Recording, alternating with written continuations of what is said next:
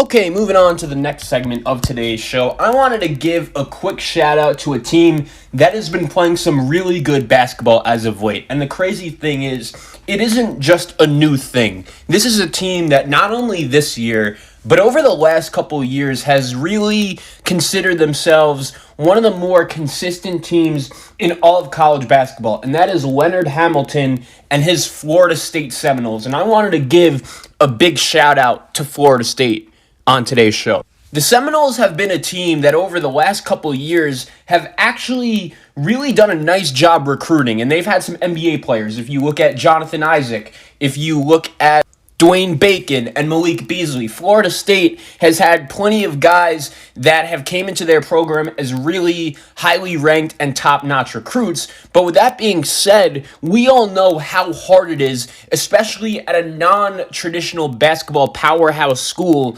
like Florida State, to establish yourselves consistently as one of the best teams in all of college basketball. And that's really what Florida State has done recently. And when I look at the Florida State Seminoles, the word that comes to mind over the last couple of years is consistency. And Florida State this year, their season really didn't start off that well. They had an upset loss to UCF early in the season, and Florida State, if you look at them, they're a team that over the last couple of years, they rarely, and I mean rarely, lose at home. They've done a really nice job defending their home court advantage, and that is exactly what they were able to do this past weekend as they played a pretty solid Clemson team, another team that was coming off a COVID pause, and we're going to get into the COVID pause that Florida State dealt with earlier this season and how really since then they have all of a sudden become a much different team. But Florida State is playing some really good basketball right now. If you look at the squad, they are 9-2 overall.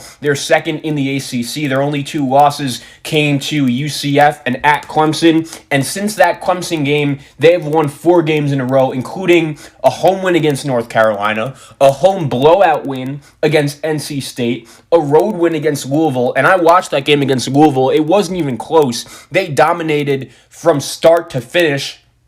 And that is exactly what they were also able to do on Saturday against a pretty good Clemson team. And Leonard Hamilton deserves so much credit. He is one of the best coaches in college basketball because we all know how hard it is to consistently build a program when, let's face it, you have guys coming in and out. And I feel like when you look at Florida State, they have an identity, and Leonard Hamilton has done a really good job building that identity for this Florida State team over the last couple of years. And that identity is the fact that they just have so much depth. They have so many different guys and so many different bodies that they could throw out at you each and every game. And there isn't one guy in particular that they are really going to rely on in order for them to win games. A lot of people going into this season expected for that guy to be Scotty Barnes. If you're not familiar with Scotty, he is a top 5 recruit, one of the most talented players in this high school basketball class.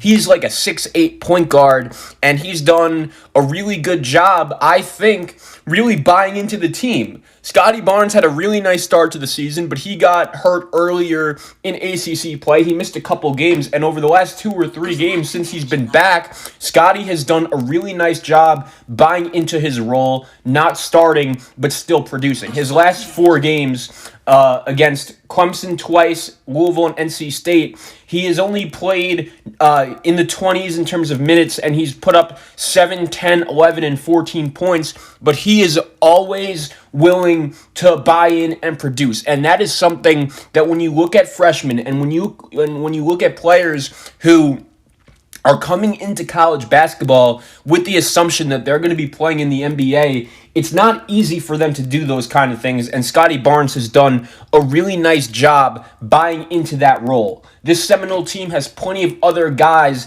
that they could rely on to score, including a kid by the name of Balsa Koprivica. Koprivica was Florida State's leading scorer against Clemson. He is their starting big man, 23 minutes, 13 points against the Tigers during Florida State's win on Saturday. And this is just a veteran-led team. This is a Seminole team that has a bunch of dudes that has been through the wars, they've been through the battles, and they're doing whatever it takes to get the job done. And it's funny because last year I looked at this Florida State team and I think they had a legitimate chance to make the Final Four. However, I was a little bit concerned about them going into this year's ACC slate when you consider the fact that they lost Trent Forrest, a point guard that was one of the more consistent players in their program, a multi-year starter, a guy that has been playing big-time minutes for the Florida State Seminoles ever since he arrived in Tallahassee. You also look at Devin Vassell, a guy that really started to come on for Florida State last year, so much that he actually was a first-round pick in the NBA draft. Same thing with Patrick Williams, a guy that didn't even start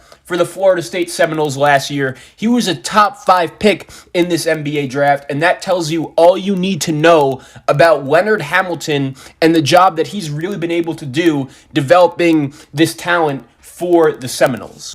During this 4-game winning streak, Florida State has made 41 of 83 three-point attempts, which is 50%. From 3 during that 4-game streak. They're also shooting 54.3% from the floor overall and have made 54 of 62 from the free throw line. And if you listen to this show, you guys know just how important I believe free throw shooting is. And I'll tell you this, after watching Florida State up close and personal this past weekend against Clemson, after watching Virginia barely able to sneak by Georgia Tech, I think right now Florida State is not only a top 10 team, but I think they are the best team in the ACC. They just have so many different bodies that they're able to throw at you at many different times, and it's really impressive. Guys like Raekwon Gray, guys like Raekwon Evans, even a guy like MJ Walker, who, let's face facts, throughout the last couple years when I watched Florida State basketball,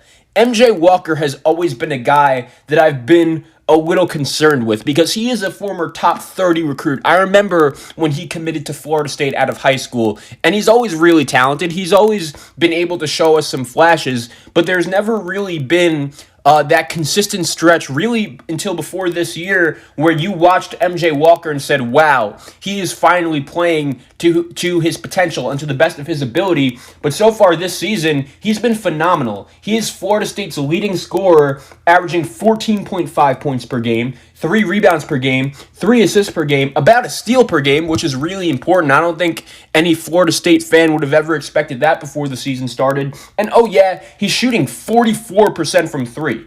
Anthony Polite, another guy that has really just been a depth and experience guy over the last couple years for Florida State. You guys realize he's shooting 53% from 3, averaging 9 points a game? He's been super impressive. Raekwon Gray, Raekwon Evans, Malik Osborne, the JUCO transfer, Sardar Calhoun. I am so impressed with Leonard Hamilton and the job that he's been able to do with this team, and Florida State is just the definition of consistency. The other thing I really like about this Florida State Seminoles team is the fact that they're ready to play each and every game. I watched Florida State against Louisville on the road. I turned the game on about 5 minutes late, and Florida State is winning 20 to 5 to start off. It was crazy. Florida State really was able to impose their will on the road against a really good Louisville team, and I watched Louisville against Duke. That was a really back and forth game, but Louisville is a really good basketball team. They are a top 25 team, in my opinion, and Florida State just took them to the wood.